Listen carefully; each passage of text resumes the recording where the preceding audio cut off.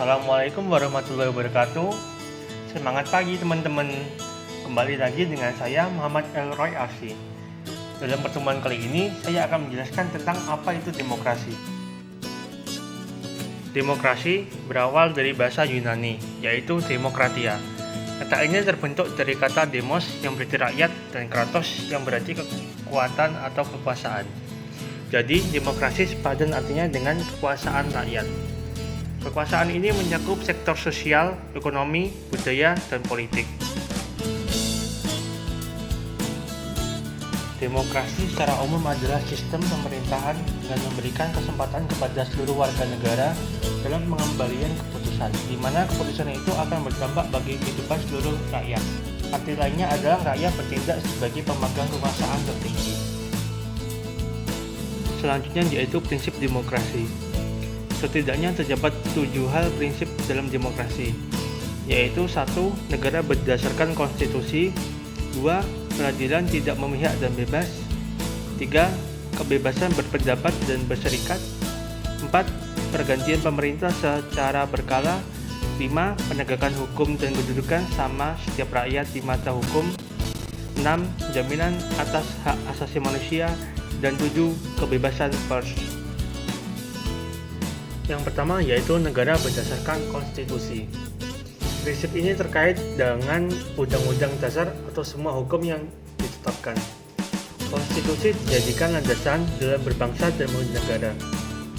Fungsinya sebagai pembatas kewenangan pemerintah dan bisa memenuhi hak rakyat. Dengan begitu, rakyat tidak mendapatkan perlakuan sewenang-wenang dari penguasa.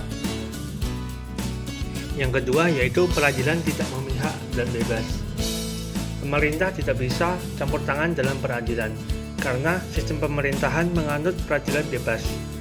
Netralitas sangat diperlukan sehingga bisa melihat permasalahan dengan tepat dan jernih. Yang ketiga yaitu kebebasan berpendapat dan berserikat. Setiap warga negara bebas untuk membentuk organisasi atau berserikat, sekaligus tidak membatasi haknya untuk mengeluarkan pendapat. Namun, pendapat itu tentunya harus disampaikan dengan bijak. Yang keempat yaitu pergantian pemerintah secara berkala. Agar kekuasaan tidak disalahgunakan, maka perlu adanya pergantian pemerintahan dengan berkala, sehingga meminimalisir kemungkinan terjadinya korupsi, kolusi, dan juga nepotisme. Pemilihan umum harus digelar dengan jujur dan adil, dengan harapan bisa menemukan pemimpin yang bisa diandalkan. Yang kelima, penegakan hukum dan kedudukan sama di setiap rakyat di mata hukum. Kebenaran dan keadilan tidak akan tercipta tanpa penegakan hukum. Penerapan hukum tidak boleh pandang bulu atau berat sebelah, karena setiap warga negara memiliki kedudukan yang sama di depan hukum.